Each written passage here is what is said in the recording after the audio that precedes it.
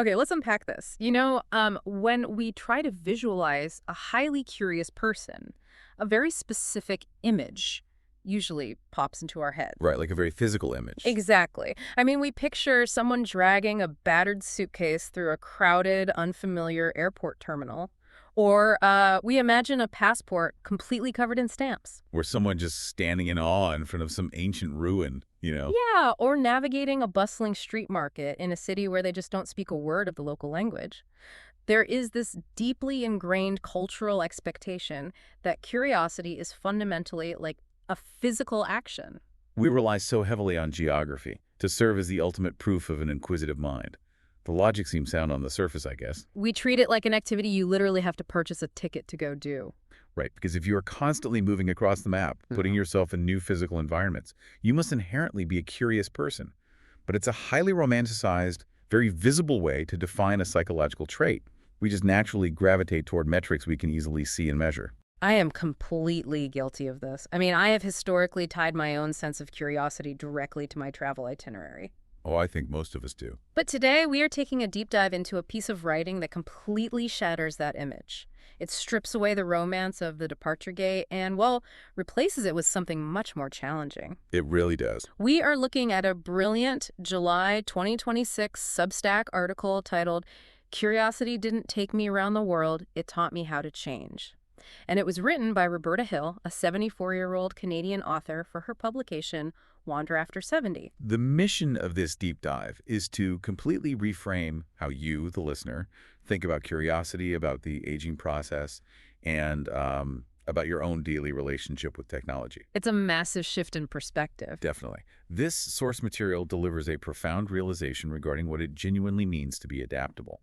By the time we finish today, we're going to challenge some very stubborn, deeply entrenched societal stereotypes about who is actually best equipped to handle rapid change.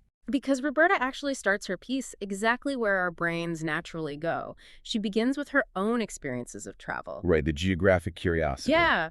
Over her life, she's lived in different countries, traveled widely, and, she writes beautifully about how she always loved that very specific, disorienting feeling of arriving in unfamiliar places, places where she just didn't know how things worked.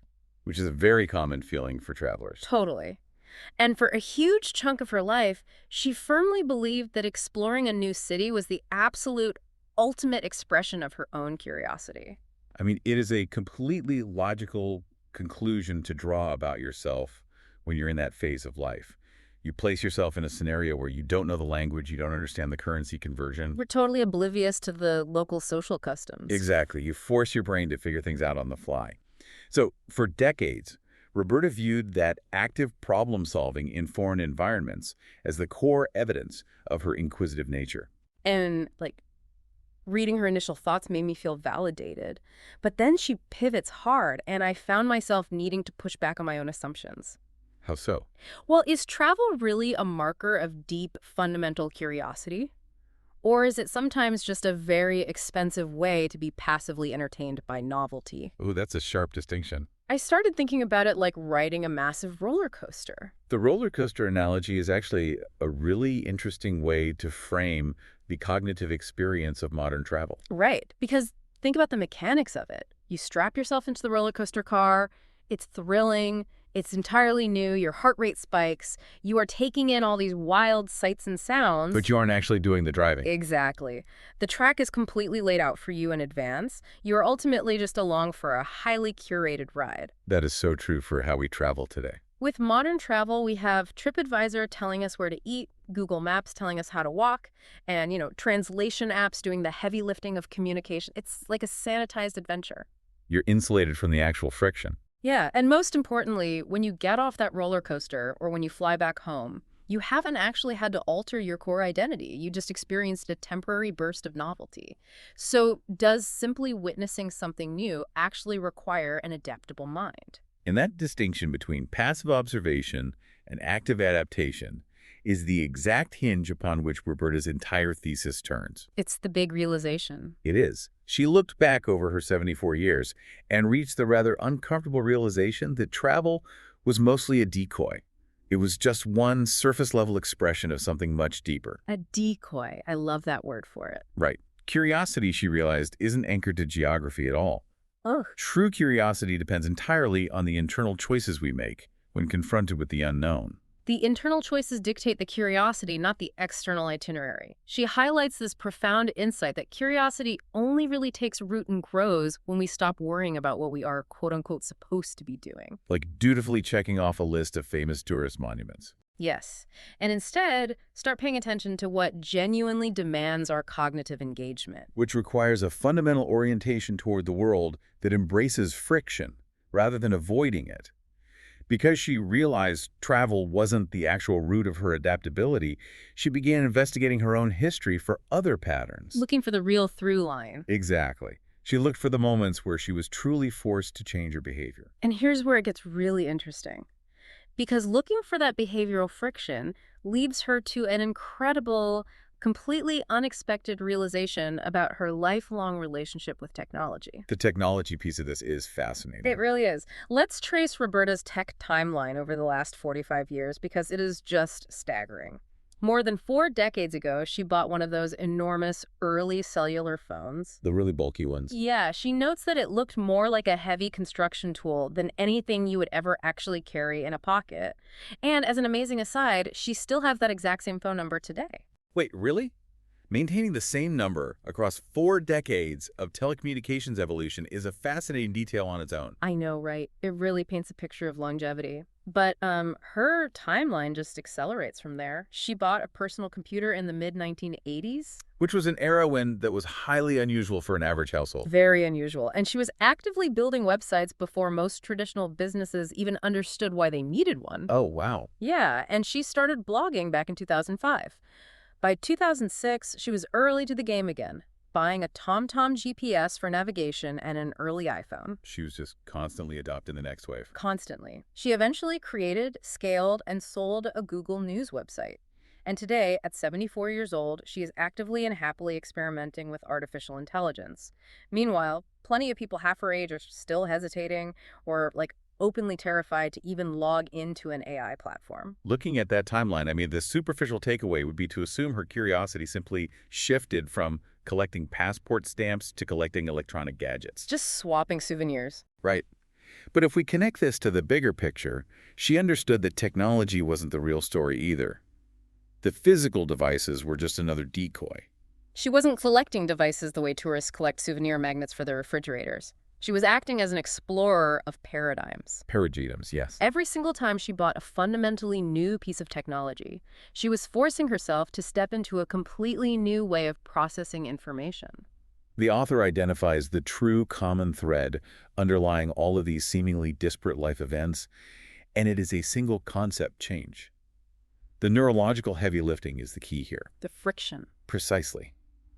What attracted her to the heavy construction tool cell phone, or the DOS-based personal computer of the 1980s, or the generative AI of today, was the cognitive process itself. It wasn't the screen or the plastic. No, it was the friction of encountering a completely unfamiliar system, taking the time to decode how it functions, and then creatively imagining how it could be applied to her own life. And that friction requires the exact same instinct as stepping off a train in a foreign city and forcing yourself to figure out how to decipher a subway map in another language. Travel and technology adoption were simply different outward expressions of the exact same internal mechanism.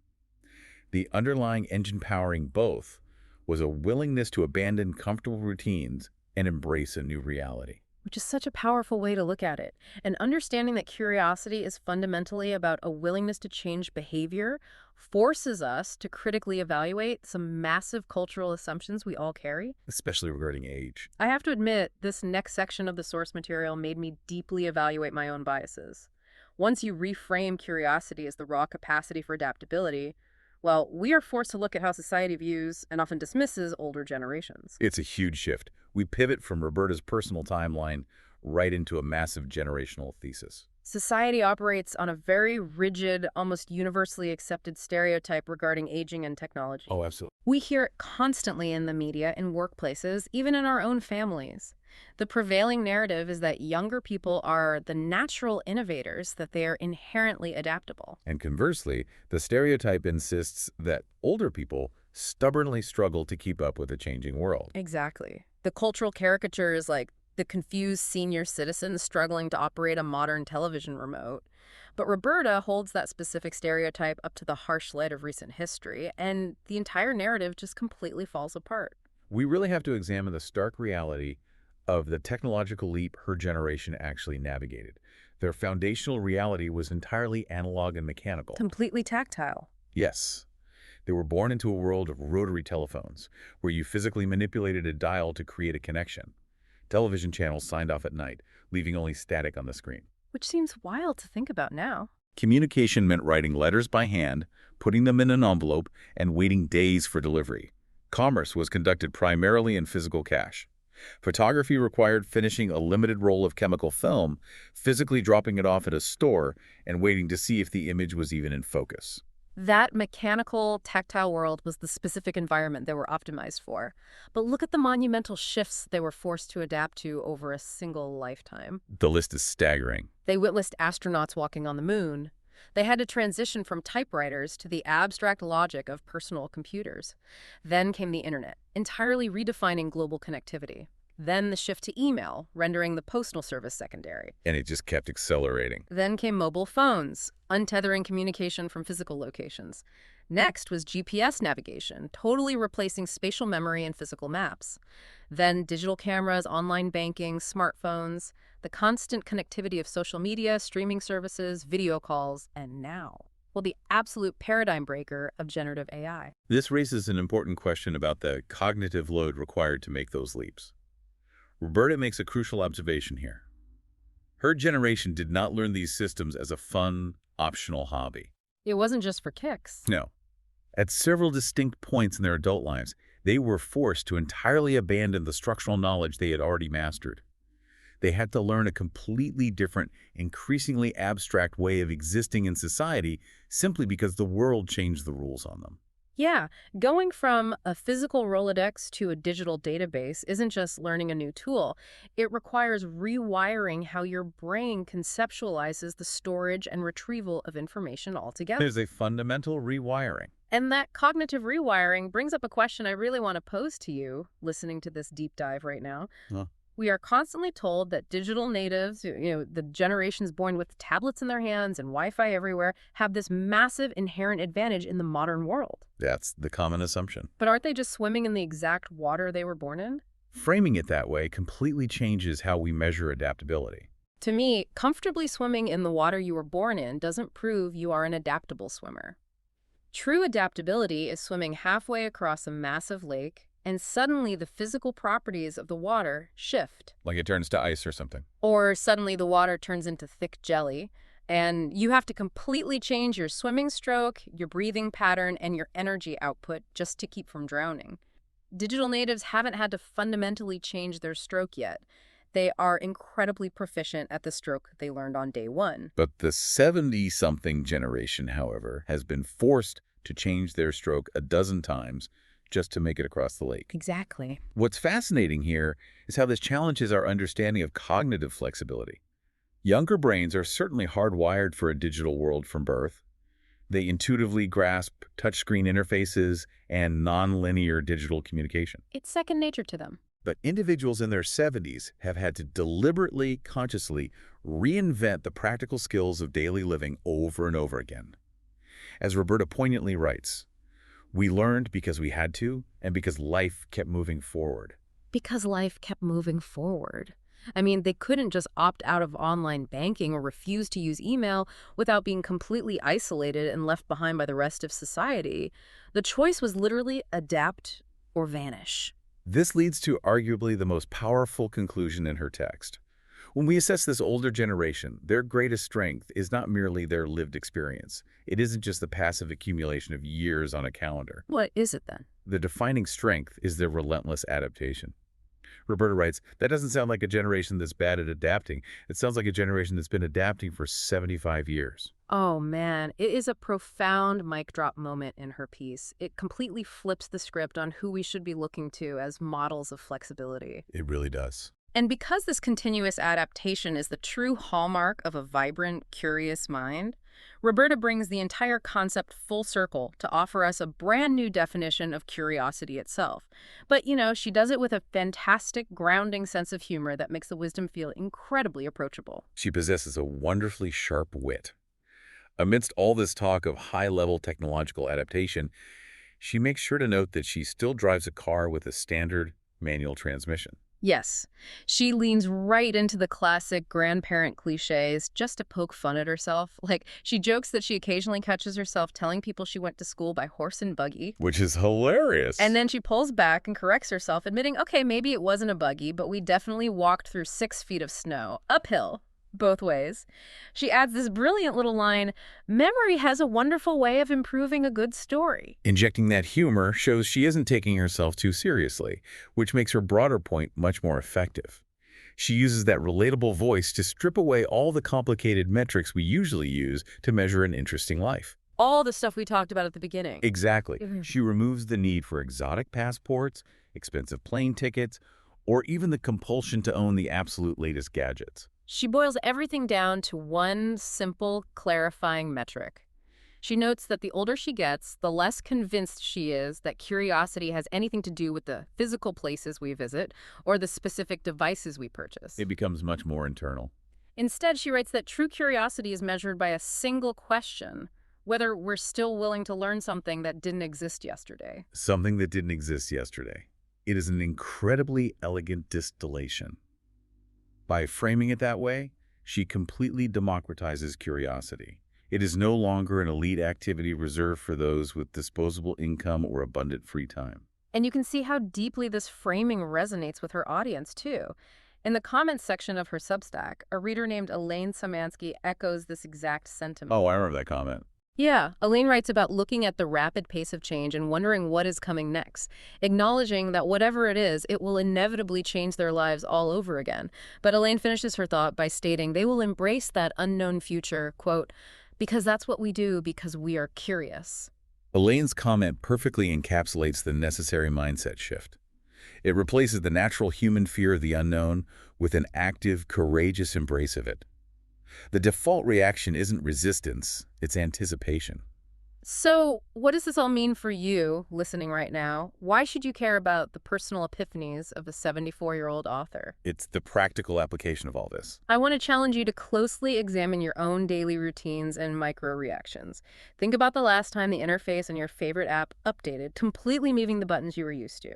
Or, think about when a brand new mandatory software tool was introduced at your workplace. How did you react? Exactly. What was your immediate physiological response? Were you instantly annoyed? Did you complain about it to anyone who would listen? Are you fiercely clinging to the familiar? Or are you actively, intentionally practicing that willingness to learn the thing that didn't exist yesterday? Taking Roberta's redefinition to heart is incredibly liberating. It means you do not need to feel guilty about not having an endless travel budget to consider yourself a worldly curious person. You don't need the stamped passport. No, and you do not need to constantly endure the financial drain of buying the newest tech hardware just to prove you are keeping up with modern times either. You only need to cultivate a cognitive stance that welcomes unfamiliarity rather than rejecting it by default. It highlights the massive difference between passively letting change happen to you versus actively engaging with the change. If we trace the intellectual journey we've navigated through this source material, the logical progression is really striking. We began by examining a common illusion, the idea that physical travel automatically equates to deep curiosity. Right, the departure gate decoy. We analyzed how crossing literal geographic borders often just scratches the surface of true cognitive flexibility. Then we explored the technology plot twist. We saw how buying a massive construction tool cell phone in the 1980s and jumping into generative AI today weren't symptoms of a superficial gadget obsession. They were far from it. They were evidence of a much deeper instinct for seeking out and mastering entirely new paradigms. Which provided the necessary foundation to dismantle the pervasive cultural myth of a struggling, technologically inept senior citizen. We recognize that surviving a lifetime that spans from mechanical rotary phones to abstract artificial intelligence requires a level of relentless cognitive adaptation. A level that younger digital native generations simply have not been tested by yet. Exactly. And finally, that journey brought us to the ultimate revelation. Curiosity isn't a location on a map, and it isn't a piece of hardware in your pocket. It is the internal engine of lifelong adaptation. It is the quiet, daily willingness to learn the thing that simply wasn't there yesterday. And as Roberta pointed out, her generation embraced this constant learning curve simply because life kept moving forward. The relentless march of time guarantees that new, unfamiliar, and deeply disruptive things will continue to be invented. Which brings me to a final lingering thought I want you to mull over today. If true curiosity is defined by our willingness to learn what didn't exist yesterday, what happens to our baseline stress levels when we stop treating new technological or cultural advancements as annoying disruptions to our comfortable routines? It demands a profound shift in perspective, moving from a stance of frustration to a stance of utility. Think about it like a musician encountering a completely new type of instrument. When you first try to play it, it is going to sound terrible. Oh, definitely. The friction is high, and your existing muscle memory might actually work against you. It is incredibly tempting to just put it down and go back to the piano you already know how to play perfectly. It's the path of least resistance. But what if we start treating every massive new shift in the world, every new paradigm, every new technology as a new instrument? Yes, it requires unlearning. Yes, the initial effort is uncomfortable, but it is also an opportunity to play a completely different tune. It transforms the unknown from a looming threat into the raw material for personal growth. So when the next massive societal or technological shift arrives, and we all know it is coming, probably much sooner than any of us think, how are you going to react? Are you going to view it as a heavy, unfair burden weighing you down? Or will you view it as a direct invitation to flex your curiosity? Because at the end of the day, true adaptability isn't found at a departure gate waiting for a flight to a new city. It's found in the quiet internal choice to look at an unfamiliar tomorrow, smile, and say, okay, teach me.